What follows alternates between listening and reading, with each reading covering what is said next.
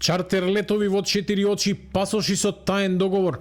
Според истражувањето на Центарот за граѓански комуникации, иако првичниот договор со фирмата која ги печати пасошите истекол во 2016 година, МВР не открива кога, како и под кои услови договорот бил продолжуван до денес, иако во меѓувреме се наплатиле преку 100 милиони евра за лични документи.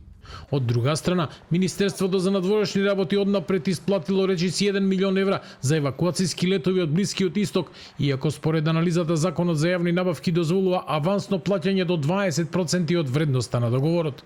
Според истражувањето, јавноста нема увид во важечките договори за изработка на личните документи, ниту во анексите со кои тие биле продолжувани. Според Центарот за граѓански комуникации, токму поради тоа остануваат нејасни финансиските услови под кои државата со години ја реализира оваа набавка.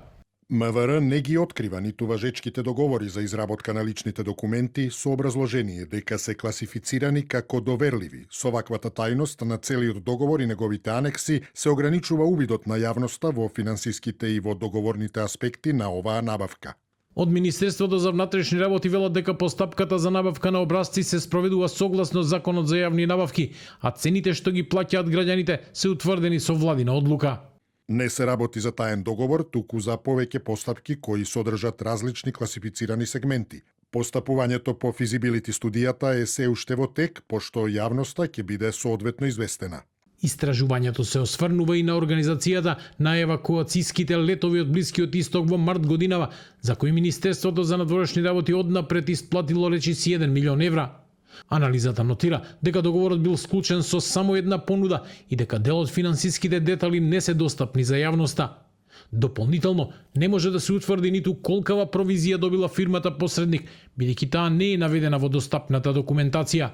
МНР проценило дека евакуацијата на македонските државјани ќе чини 60 милиони денари, над 970.000 евра. Единствената понуда која ја добило изнесувала 59 милиони 799.900 денари, над 967.000 евра, односно пониска само за 0,33%. Цената на превозот по авион изнесувала 211.000 евра по лет за изнајмениот авион од Fly Dubai, модел Boeing 738 MAX, и 260.000 евра за авионот на Flynas со модел Airbus A320 со вклучено ноќевање и автобуски превоз. Од надворешни категорично ги отфрлаат наводите од истражувањето и велат дека евакуацијата била спроведена во исклучително сложени услови на воен конфликт и непосредна опасност за македонските државјани.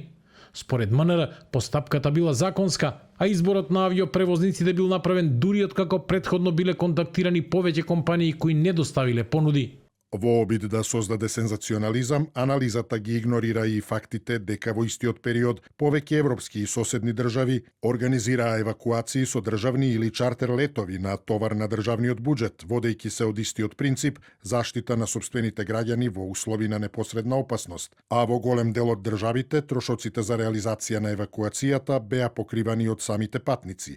Особено неодговорно е што без докази се пласираат сомнежи за корупција или местење на постапката. Таквите конструкции не се подкрепени со ниту еден факт, документ или доказ. Од Центарот за граѓански комуникации велат дека не ја оспоруваат потребата од евакуација на македонските граѓани, туку начинот на кој е спроведена постапката и почитувањето на правилата за трошење јавни пари. Според Центарот, Министерството не дало одговор на клучните прашања за изборот на понудувачот и за авансното плаќање, кое според нив не било предвидено во тендерската документација и не е во согласност со одредбите од Законот за јавни набавки. Во истото истражување се посочува и случај со базен во општина Сарај, за кој били исплатени милиони денари, иако објектот според нодите на Центарот за граѓански комуникации останал само на хартија.